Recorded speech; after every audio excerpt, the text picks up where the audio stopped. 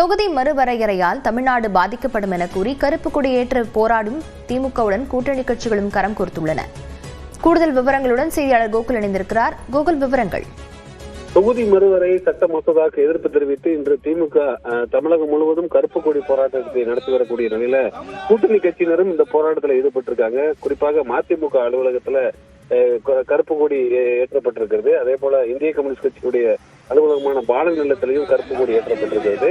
மக்கள் நீதி மையம் அலுவலகத்திலையும் கருப்பு கொடி ஏற்றப்பட்டிருக்கிறது. தொடர்ந்து திமுகவுடைய முன்னணி தலைவருடைய இல்லத்திலையும் கருப்பு கொடி ஏற்றப்பட்டு போராட்டம் நடத்தப்பட்டு வருகிறது.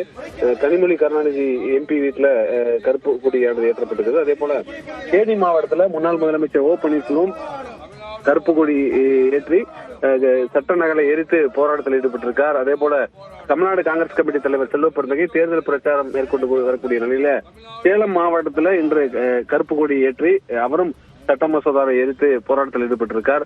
தொடர்ந்து திமுகவுடைய நிர்வாகிகள் சட்டமன்ற நாடாளுமன்ற உறுப்பினர்களும் தொடர்ந்து இந்த கருப்பு கொடி போராட்டத்தில் ஈடுபட்டு வரக்கூடிய நிலையில காலை 11 மணிக்கு தமிழகம் முழுவதும் சட்ட மசோதா நகலை எரிக்கக்கூடிய போராட்டத்துல திமுகவினர் ஈடுபட இருக்காங்க. அதே போல கூட்டணி கட்சியினரும் இந்த கருப்பு கொடி ஏற்று இந்த போராட்டத்துக்கு முழுமையாக ஆதரவு தெரிவிக்கும் வகையில போராட்டத்தில் கலந்து கொண்டிருக்காங்க.